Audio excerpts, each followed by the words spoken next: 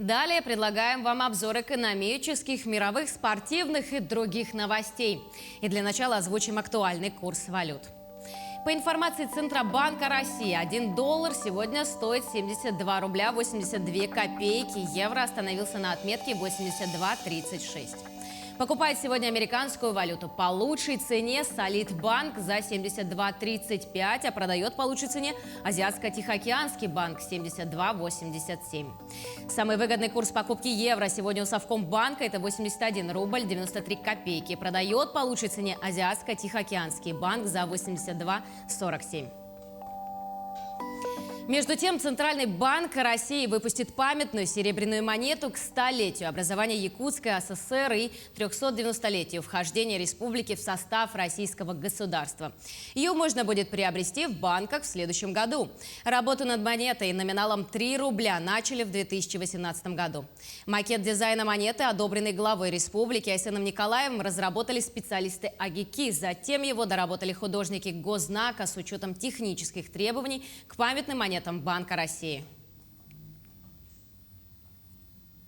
Полпред президента в Дальневосточном федеральном округе работает в селе Бяськёль Горного района. Вместе с главой республики Айсеном Николаевым осмотрели территорию, восстановленную после большого пожара. Также уже сейчас обсудили подготовку к пожароопасному сезону в Бяськёле. Работает наш корреспондент Мадина Халикова, и она готова рассказать нам подробности. Сейчас находимся в одном из домов села Бяськёль. Это дом семьи Дмитриевых. Они уже месяц как заселились в свое новое жилище и уже полностью его обустроили, завезли сюда мебель, технику. Также Юрий Трутнев посетил эту семью, здесь пообщались, рассказали о том, как живется в новом доме. Здесь очень тепло. Я хочу сказать, что полы теплые, и уже вот наступили холода. Сегодня здесь примерно минус 30 градусов, но в доме дети бегают босиком. И о том, как жители этого дома, как семья спраздновала новоселье, как они обустроились, нам расскажет Анна Дмитриева. Давайте ее послушаем. Да, мы вот переехали вот в новый дом. Здесь очень тепло. Ну, детям очень нравится. Они вот на втором этаже там уже у них общие, там уже комнаты девочки и мальчики. Им очень нравится, дети радуются. Главное, чтобы детям было хорошо. После того, как наш дом сгорел, вот, не знали, вот, что сделать. Да? Например, не думали, что вот, построят так быстро вот, дом. И, конечно, вот, были сомнения, то, что за вот, короткое время построенный дом будет таким вот, теплым, да, уютным. Ну, не знали, конечно, но сейчас вот холода только-только вот приближаются. Конечно, волнуемся, что дом потерпит, не потерпит. Будет ли холодно, например. Ну, сейчас вот на данный момент где-то 30 градусов, да, на улице, вот поэтому, ну, пол, конечно, теплый, дети босиком ходят. И это, конечно, очень приятно.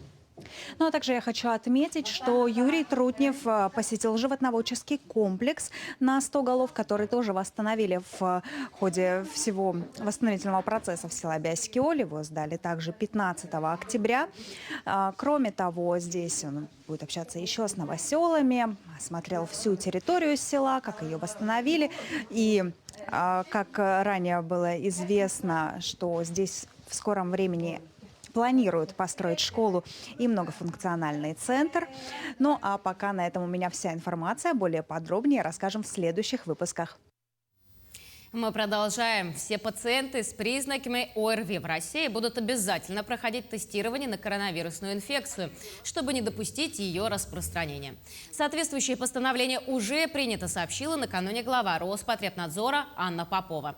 Главный санитарный врач России также сказала, что охват тестированием на ковид в стране увеличился в 1,5 раза. А вот в ковидное отделение Мирного все чаще стали поступать дети. Среди них есть даже груднички. Врачи, работающие в красных зонах, отмечают, болезнь не щадит никого.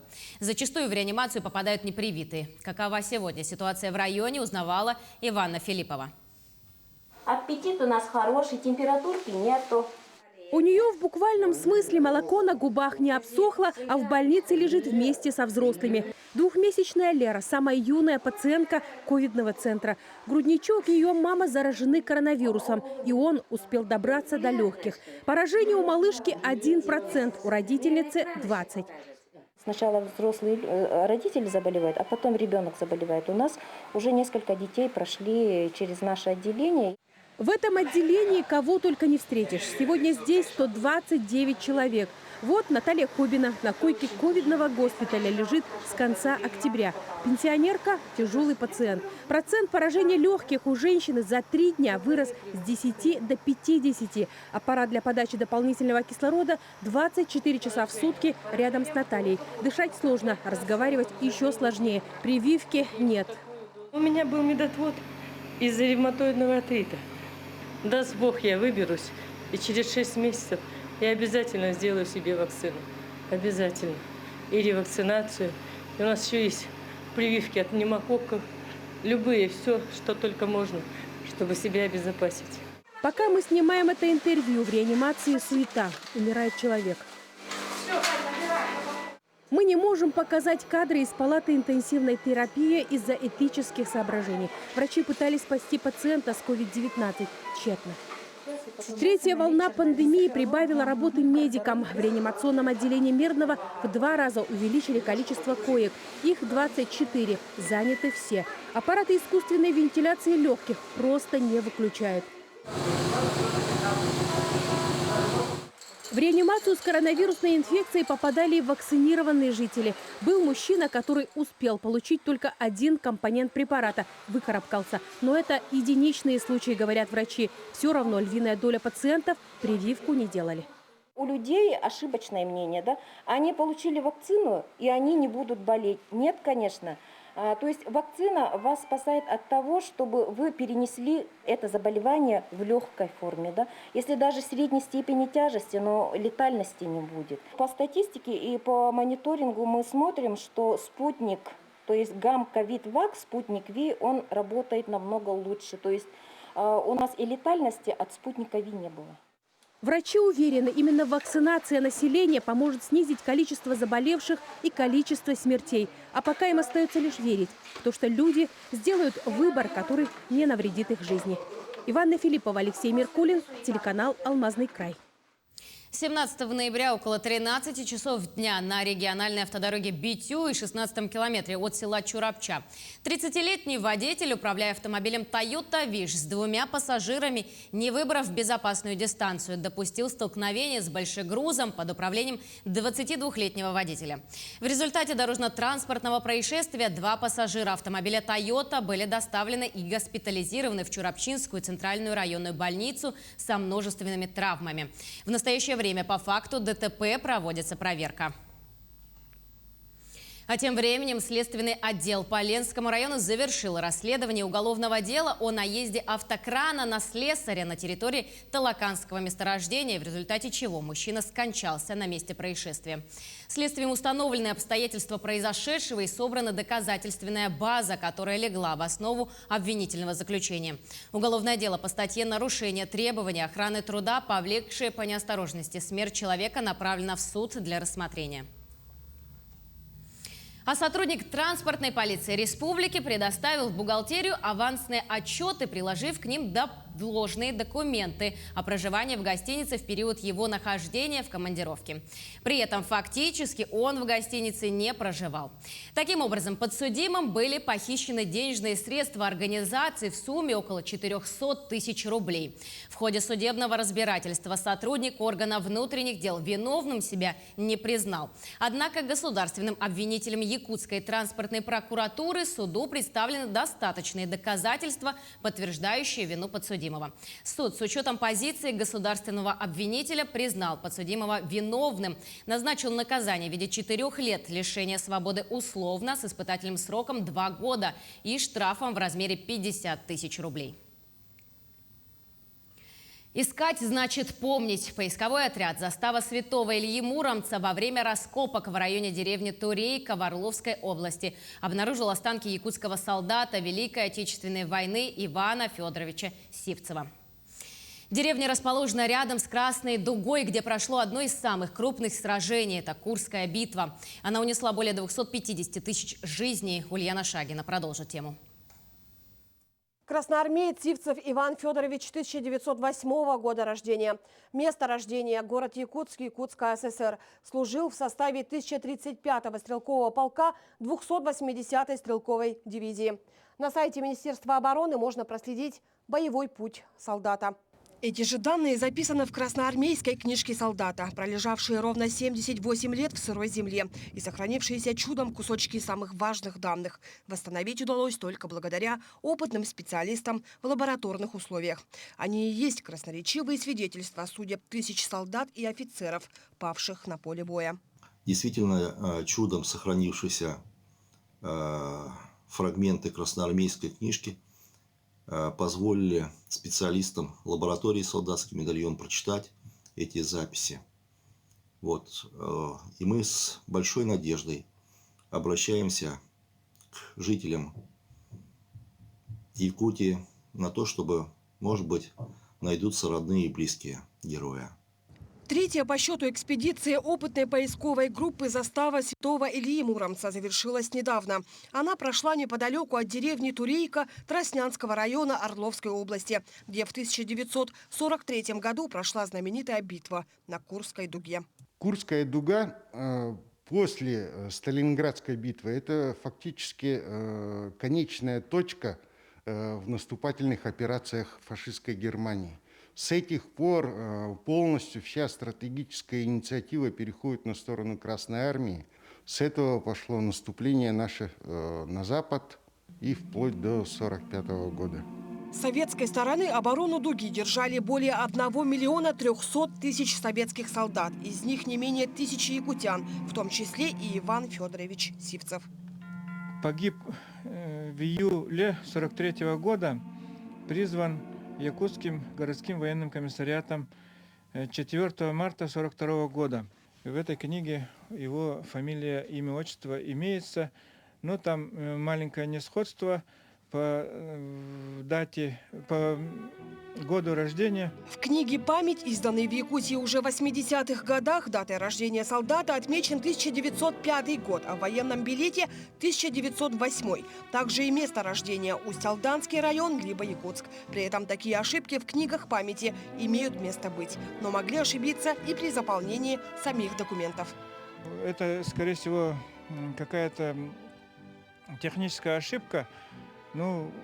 Я надеюсь, что родные найдутся. У него была супруга Анна Петровна Сивцева, и он жил по адресу город Якутск, улица Пушкина, 30. У супругов Сивцевых в Усть-Алдане родился сын Иван. Инженер с высшим образованием. В 1976 году он по назначению уехал в село Кюсюрь Булунского улуса, где женился на Ульяне Михайловне. В том же году удочерил 9-месячную Саргулану. И хотя он не является родным по крови мне человеком, мы все равно очень взволнованы этим событием. По словам моей покойной матери, Иван Иванович проживал в Намском улусе. Поэтому мне очень важно, чтобы настоящие его родственники смогли найти своего деда. 3 декабря в памятную дату, День неизвестного солдата, поисковая группа планирует торжественно проводить в путь к родным останки найденных под Курском солдатов, в том числе и якутянина Ивана Сивцева. Это важно, чтобы каждый из них наконец-то обрел покой на своей родной земле. Ульяна Шагина, Павел Пахомов, Якутск.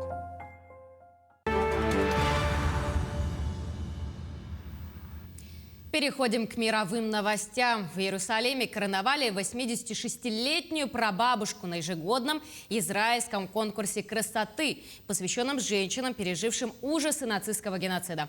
Подробнее расскажет Анастасия Дмитриева. 86-летняя прабабушка Салина Штайфельд стала обладательницей титула «Мисс, пережившая Холокост» во вторник на ежегодном израильском конкурсе красоты, посвященном женщинам, прошедшим через ужасы нацистского геноцида.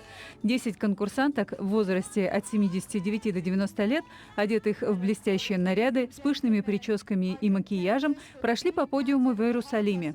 Организаторы говорят, что конкурс дарит очарование и уважение сокращающемуся числу еврейских женщин, чья молодость была украдена во время Второй мировой войны, но которые продолжили строить новую жизнь в Израиле. Участница Кока Палмон, пережившая резню в Румынии, живет, чтобы рассказать свою историю. То, что я пережила, пройдя через Холокост, я никогда бы не подумала, что смогу создать большую семью, где у меня 2 детей, 4 внуков и 2 правнуков.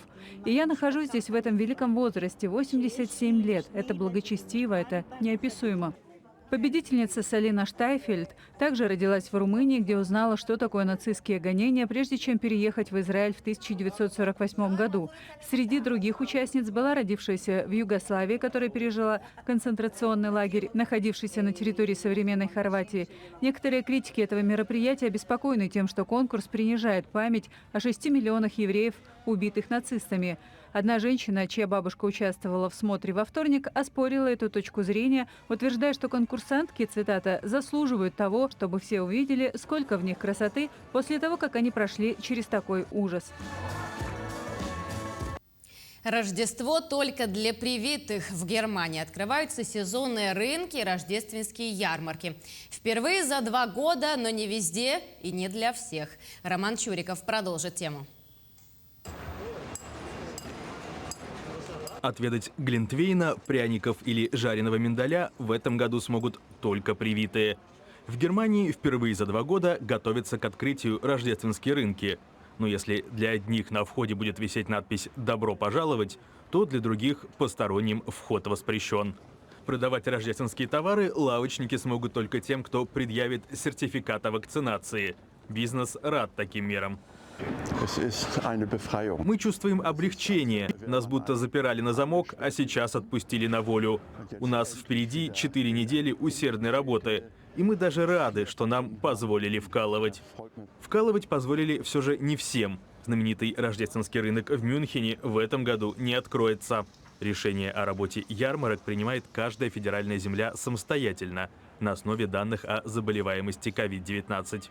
В Германии снова наблюдается рост подтвержденных случаев коронавируса. При этом в стране один из самых низких в Западной Европе уровней вакцинации – 67%. И различные федеральные земли изобретают все новые способы, как стимулировать людей сделать укол. Мнения о том, нужно ли ограничивать в рождественских правах, разделились.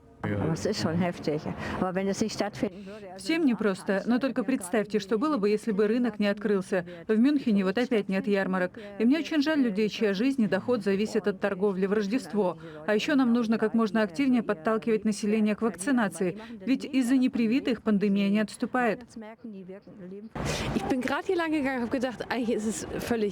Я долго размышляла об этом. С одной стороны, открывать ярмарки, когда у нас ежедневно 300 новых случаев заболевания, это неразумно. С другой, нельзя делать крайними владельцев лавок. Удобного для всех решения в данном случае просто нет. Ярмарки откроются 1 декабря. Для непривитых может быть одно утешение. Попробовать глинтвейн или миндаля они не смогут. Но никто не мешает дышать их запахами, слушать рождественскую музыку и впитывать атмосферу праздника. Автопортрет мексиканской художницы Фриды Кало продан на аукционе за почти $35 миллионов. Это самая высокая цена, когда-либо заплаченная за картину латиноамериканского художника. Работа под названием «Диего и я» ушла с молотка на аукционе в Нью-Йорке и была продана неизвестному покупателю. Автопортрет мексиканской художницы Фриды Кало продан на аукционе во вторник за рекордные $34 900 000, что является самой высокой ценой, когда-либо заплаченной за картину латиноамериканского художника. Завершенная в июне 1949 года работа «Диего и я» ушла с молотка на аукционе Сотбис в Нью-Йорке и была продана неизвестному покупателю. Это одна из самых важных работ Кало, когда-либо выставлявшаяся на аукцион, сказал Оливер Баркер, аукционист и старший директор Сотбис. Он начал торги с цены в $26 миллионов. Кала, которая в юности долгое время была прикована к постели после дорожно-транспортного происшествия, создала около 200 картин, эскизов и рисунков, в основном автопортретов, в которых превратила свое несчастье в личной жизни в холсты, полные смелых цветовых сочетаний и символических образов. Она получила международную известность уже после своей смерти в 1954 году, а в 70-х годах прошлого века стала иконой феминизма. Французский мотогонщик Том Пажес совершил прыжок с отвесной скалы, выполнив двойное сальто. Подробности выяснял Андрей Санников. Знаменитый мотогонщик Том Пажес выполнил захватывающий трюк на горнолыжном курорте Авория во Франции, совершив прыжок с отвесной скалы с высоты 179 метров. Спортсмен разогнался по 7-метровой рампе на скорости 80 км в час, а затем во время полета выполнил 2 полных сальта вперед. Далее последовала посадка. Пажес выпустил специально разработанный для трюка парашют, еще один раскрылся на его мотоцикле. 36-летний гонщик известен своими победами на престижных соревнованиях по мотоспорту. Он 5 раз завоевывал золотую медаль на турнире X-Games, многократно побеждал на чемпионате Red Bull X-Fighters. Сам сорвиголова заявил, что давно хотел соединить мотокросс и парашютный спорт, выполнив подобный трюк, и признался, что после этого прыжка ему придется найти еще более глупую затею, чтобы хорошо развлечься.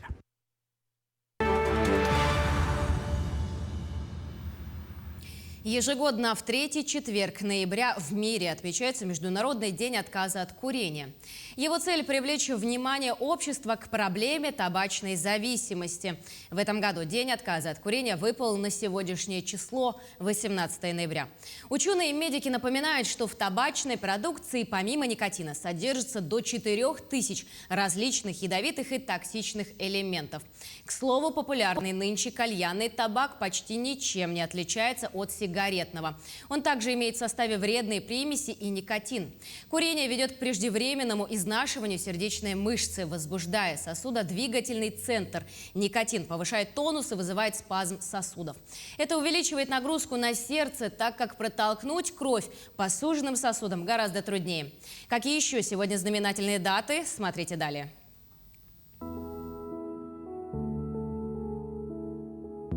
18 ноября – четверг. Сегодня день рождения российского Деда Мороза, Всемирный день философии, День отказа от курения. По народному календарю – День Ионы.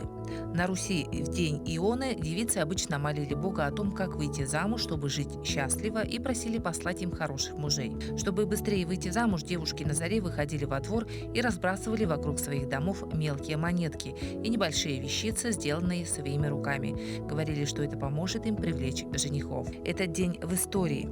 В 1699 году Петр I издал указ о добровольной записи на службу в солдаты изо всяких вольных людей. Итогом набора прямого регулярного войска стало создание 3 пехотных дивизий. Набор с 1699 года явился началом перехода к регулярной системе комплектования армии. В 1775 году издан манифест о новом областном делении России. Империя разделилась на 50 губерний. Учреждение заложило основы всего последующего устройства местного управления империей. В 1842 году в этот день издан указ о построении первого постоянного моста через Неву Благовещенского. Мост должен был соединить Васильевский остров с английской набережной. В 1870 году, 18 ноября, первая официальная линия голубиной почты связала Тур и Париж. Впервые голуби были официально приняты почтовой администрацией в качестве средств доставки корреспонденции во время осады Парижа. 18 ноября 1885 года из Бад Конштадта Унтертюрхайм по набережной реки Неккар с невероятной для того времени скоростью 12 км в час пронесся первый мотоцикл. Это был очень оригинальный велосипед с мотором. Рама, так же как и колеса, была изготовлена из дерева. Причем колес было не 2, а 4, и все вместо резиновых покрышек были сверху обиты железом. В 1917 году патриархом Московской и всей Руси избран митрополит Московский Тихон.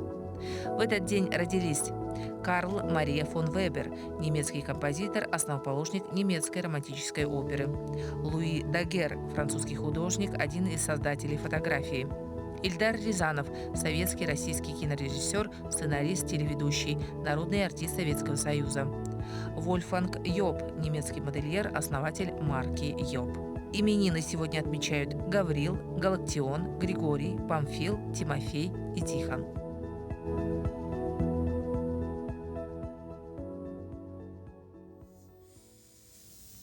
Команда благотворительного фонда «Бумажная птица» запустила всероссийскую благотворительную акцию «Добрый кофе» в 5-й раз.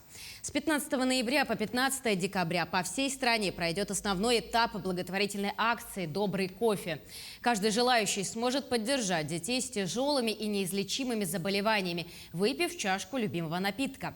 В рамках акции одна чашка чая или кофе конвертируется в реальную помощь подопечным детского хосписа. Полученные средства будут направлены на закупку специализированного питания и средств по уходу за ребенком, поддержание работы детских хосписов и другую необходимую помощь, в которой будут нуждаться семьи. Узнать, где варят добрый кофе, можно на сайте coffee-добро.ру, а также на главной странице Яндекс.Карт. Добрые поступки совершает и пенсионерка Нина Черныша. На 6 лет помогает брошенным котятам.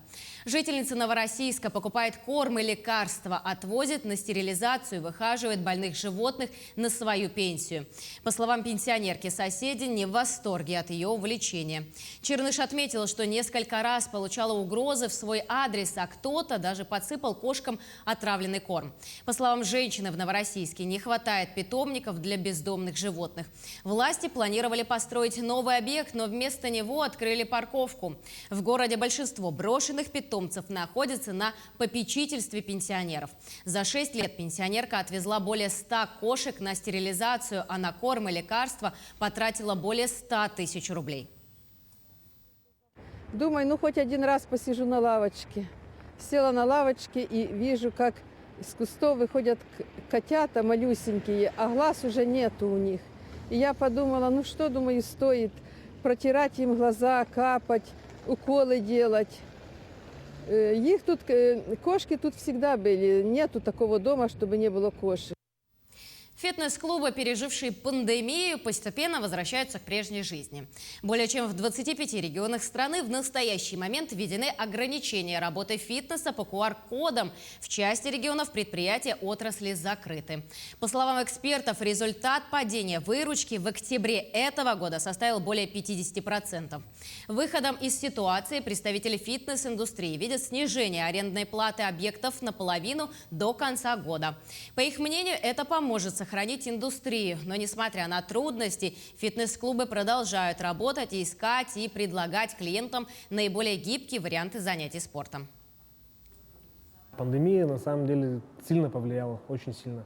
Если брать показатели также прошлых лет, 2017, 2018, 2019 года, то где-то на процентов 30 где-то идет такая просадочка. Да? Если взять весь мир, не мировой, а российский, всю российскую фитнес-индустрию, то она где-то просела на процентов 40-50. Если раньше вся индустрия фитнеса была в обороте 3 миллиардов где-то, да, то сейчас где-то около 2 миллиардов. Да, вот это 2020 год, 2021 год. Ну вот на 40% сильно просела. Вообще у нас самая главная задача, вот мы с такой идеей работаем, то, что мы не стараемся привлекать клиентов с других фитнес-центров, с других фитнес-студий или еще что-то. У меня конкретная идея идет расширение рынка фитнес-индустрии. Если у нас где-то 10% якутян заинтересованы в выздоровлении, да, в массовом спорте, то моя задача повысить это до 15, до 20% и так далее. Да, чтобы не просто мы брали клиентов одних и тех же, да, эти 10% и между собой делили, а брали и увеличивали этот процент. Вот. И мы со многими ребятами из других фитнес-клубов общаемся тоже, ведем, ну не все, конечно, да, там кто-то это понимает, но ведем какую-то совместную работу и пытаемся расширить вот этот процент населения, вовлеченных в спорт. Доступность вообще максимальная у нас на самом деле. Даже вот если взять наше месторасположение, у нас по краям находится 2 больших фитнес-клуба, да, даже больше. как бы все очень близко, все очень доступно, разная ценовая политика у каждого, каждый предоставляет различные свои услуги. Вот. В принципе, это все, ну, если человек заинтересован, он, в принципе, может выбрать для себя все, что угодно, ну, на нашем рынке. Продолжаем тему спорта. Сборная Якутии по хоккею заняла второе место в первом туре Кубка Федерации Дальнего Востока среди игроков 2011 года рождения. Соревнования проходили во Владивостоке. Сборную нашей республики представили юные хоккеисты из команд «Полярные волки» и «Энергия». Соперниками наших мальчишек в группе А были команды из Приморского края, Сахалинской области, а также хоккейные клубы «Адмирал-1» и «Адмирал-2». По ходу турнира сборная Якутии одержала 3 победы и уступила лишь победителю соревнований команде «Адмирал-1» со счетом 3-5. А вот юношеская сборная России по футболу завоевала право выступать в элитном раунде чемпионата Европы. Россияне в рамках отборочного турнира заняли первое место в группе 2, одержав 3 победы в 3 матчах. Весомую лепту в успех команды внес Артем Соколов. Так якутянин в стартовом матче против Греции отметился голевой передачей, а во встрече второго тура против Германии он провел одно взятие ворот. Теперь в активе 18-летнего якутского полузащитника 31 матч в составе юношеской сборной и 12 голов.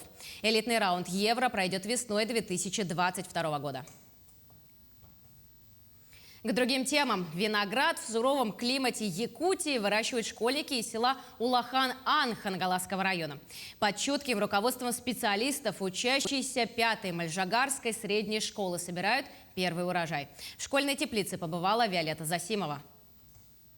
Школа села Улаханан стала агропрофилированной в 2005 году, одной из первых в республике. Пришкольная теплица появилась в 2010-м, а несколько лет назад ее утеплили и сделали круглогодичной. С тех пор начались эксперименты с выращиванием овощей, зелени и ягод в условиях крайнего севера. Так, прошлой весной в теплице созрели огурцы, а в начале этого года поспела клубника. И вот теперь удалось получить урожай винограда. Всего приобрели 10 саженцев винограда. 8 из них прижились и расцвели, и только 3 куста дали ягоды. В общем, где-то удалось собрать 8 виноградных лоз. У них ягоды не такие уж большие, они пока маленькие. Как еще переживутся, мы думаем, ягоды будут чуть побольше. Все эти эксперименты в школьной теплице в первую очередь для научной работы учащихся. Для них здесь проводятся занятия, они наблюдают за растениями, ухаживают, поливают, а затем готовят доклады, которые защищают сначала на внутришкольной конференции, а затем уже на улусной научно-практической конференции «Шаг в будущее». Например, ученица 5 класса Виктория Иванова работала над докладом как раз-таки про виноград. Для этого она месяц приходила в теплицу, чтобы вести журнал наблюдений. Выращивание винограда в зимней теплице – тема моего доклада. Я выбрала эту тему, чтобы узнать, какие условия приносит виноград из черенков. Объект исследования винограда сорта «Красень». Теперь, когда доклад готов, а виноград успешно прошел адаптацию, юный исследователь Вика может попробовать предмет ее изучения. Сладкий, без косточки,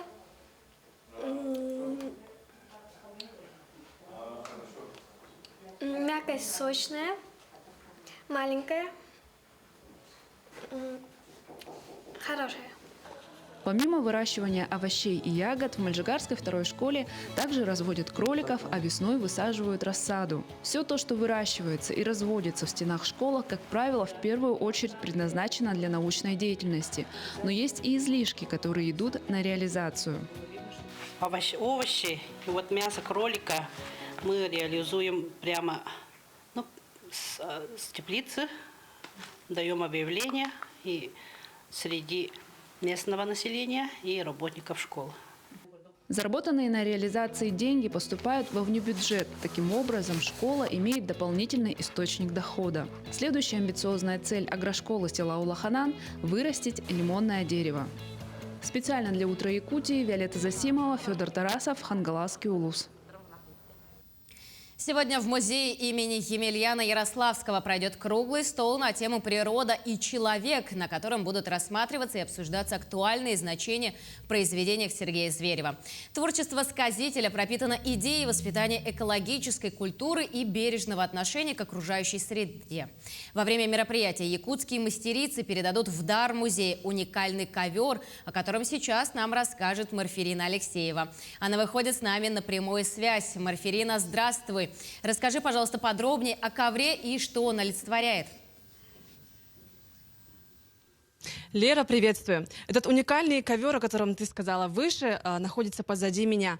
И для его создания приложили участие руку мастерицы всей нашей республики. А вдохновились они тем, что в этом году, как не секрет, у нас были огромные пожары. И поэтому, чтобы как-то тоже приложить свою лепту, вложить в лепту и оставить поколению дальнейшему о том, чтобы люди бережно относились к ковру, был создан как раз-таки этот ковер. А идея такого замечательного создания ковра была именно Анны Николаевны Зверевой, которая сейчас с нами, и мы с ней побеседуем, и она подробнее расскажет о своей идее. Здравствуйте. Здравствуйте. Ну, действительно, мы все люди природы, и никто не может стоять как бы далеко от этой проблемы, потому что мы все выходцы из разных улусов, из северных, из центральных, из южных и Белюжской зоны группы.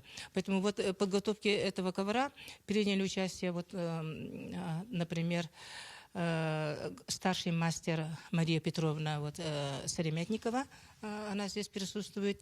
И я очень благодарна всем, Дарье Гаврилевне Константиновой, Доре Сидоровне Игнатьевой.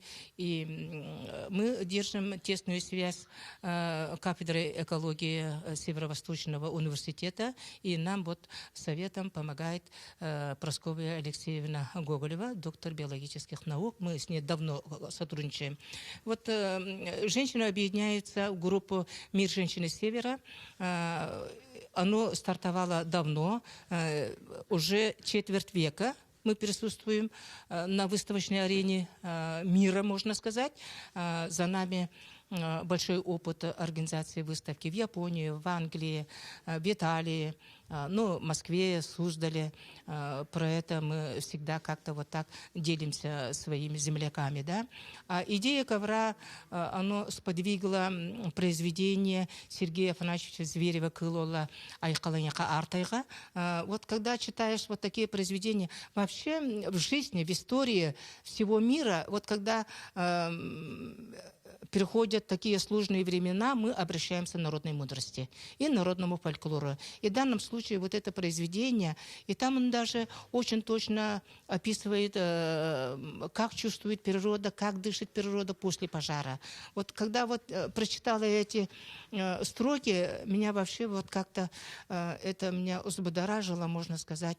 И мы вот решили сказать свое слово посредством доступного нам способа, наглядного, чтобы оно вот было такое вечное произведение, то, что мы умеем. И вот, пожалуйста, вот этот ковер. Мы сейчас попросим оператора показать подробнее, да? Да. И мы этот ковер, это ковер благословения. Это ковер благословения главе нашей республики Арсению Сергеевичу Николаеву, потому что мы все понимаем, каково было ему сложно, потому что это и пандемия во всем мире, и еще вот такая природная катаклизма получилась, самый большой пожар в мире по данным защиты природы, да, поэтому... Вот. И благословение на дальнейшую плодотворную работу. В 2023 году будет международный саммит по защите природы, природа и человек. И мы все люди природа. И особенно вот люди Севера, да, мы понимаем, насколько она хрупка, насколько она вот ему отражается воздействие, негативное воздействие, да.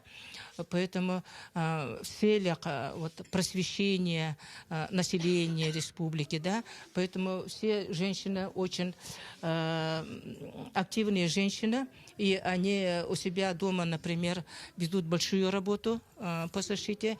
И вот я очень рада, что сюда, ну, мы, люди старшего поколения, к нам присоединяется молодое поколение. И вот экологическая школа тоже присутствует, Тюбейская, общеобразовательная, директор школы Евдокия Ивановна, она сама мастерица. Тоже. Никто не остался в стороне, да? Да, никто не остался. Вот приняли участие из Среднеколымского, из Кобяйского, из Мегино-Кангаласского, Татинского, заслуженный учитель Арина Николаевна Большакова, из Мирнинского, Чурапчинского, Намского, Кангаласского. Вот так. Это очень тонкая работа, такое лоскутное шитье, и я где-то подслушала, что работы ведутся дальше, да, то есть мастера продолжают шить такие ковры и вдохновлять население. Да, вот как раз здесь присутствует работа учеников Марии Петровны. Я думаю, вот она, немножко я расскажу. У нас в плане будущего года выставка в Москве, ее персональная выставка с учениками, и мы всегда выезжаем, вот мы тоже приедем туда, и уже вот готовится проект «Будущая работа» уже силами детей. А мы будем следить и также просвещать. Спасибо вам большое за эту информацию, Да. за такой потрясающий дар. И этот ковер могут смотреть все гости музея. Спасибо, Лера. Спасибо большое, Марферина, за такую подробную информацию. Но я напомню, что с нами на прямой связи был наш корреспондент Марферина Алексеева. Настильщик Чурочной мостовой, возможно, облик Якутска украсит еще один символический персонаж с таким именем. Известный скульптор Николай Чучасов, автор знаменитого в столице региона безликого дворника, метущего территорию перед Центральным кинотеатром, подал заявку для участия в программе «Народный бюджет». В случае, если городская комиссия одобрит его заявку, центр Якутска, это скорее всего район Старого города, оживит настильщик мостовой, макет которого скульптор представил в своих соцсетях. Стартовал отбор дизайнеров на участие в одном из самых зрелищных мероприятий – Arctic Fashion Show. Показ якутских модельеров пройдет в рамках ежегодного всероссийского фестиваля «Зима начинается с Якутии». Мероприятие проведут в онлайн-формате без участия зрителей. Показ будет посвящен памяти Варвары Филипповой, которая в 2019 году выступила с инициативой организации модного события. Более подробно смотрите в сюжете Марферины Алексеевой. Показ Arctic Fashion Show – одно из самых излюбленных и зрелищных мероприятий фестиваля «Зима начинается с Якутии». В прошлом году шоу впечатлил зрителей. Перформанс в виде тающей глыбы льда транслировал проблему таяния Арктики.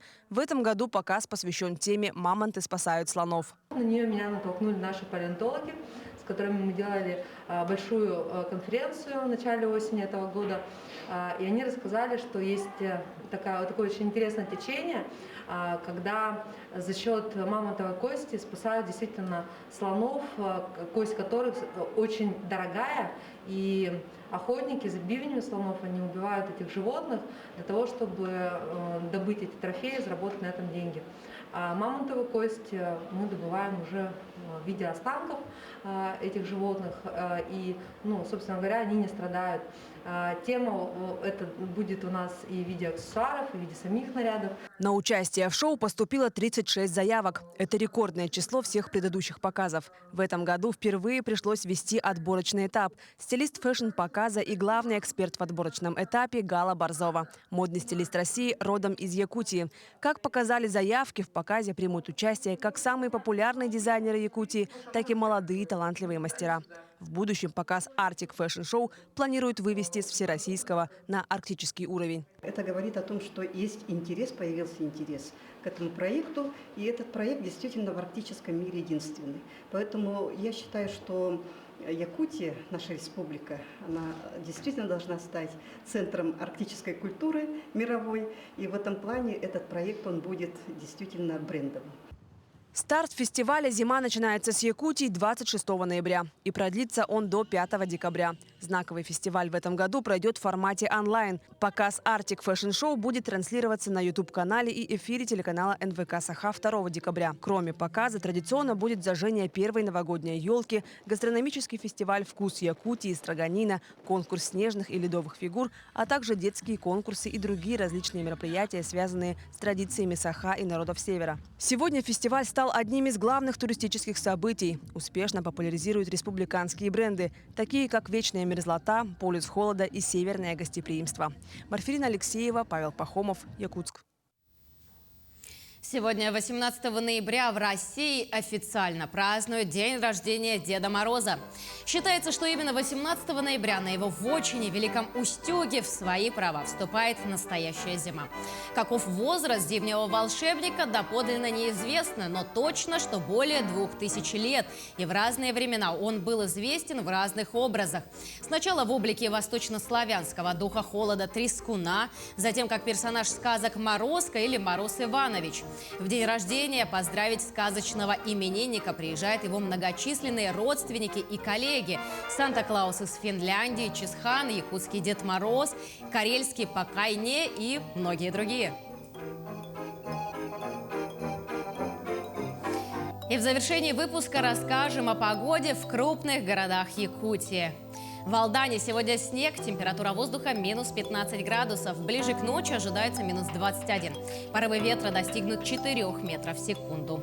В Нерюнгри тоже сегодня снег и минус 13. Давление составляет 696 миллиметров ртутного столба. Ближайшей ночью температура воздуха понизится до 19 градусов. В Ленске снег, а температура воздуха минус 12. К ночи понизится до минус 20 градусов. Ветер слабый от 1 до 4 метров в секунду. В Мирном минус 19 градусов. Ночью ожидается уже минус 27. Давление составляет 738 миллиметров ртутного столба. Ну и в столице республики сегодня днем пасмурно, а температура воздуха минус 24 градуса. Ближайшей ночью столбики термометров опустятся до минус 27. Давление составляет 756 миллиметров ртутного столба. На этом наш выпуск подошел к концу. Спасибо, что этот час провели вместе с нами. Мы продолжим следить за развитием событий. Хорошего дня!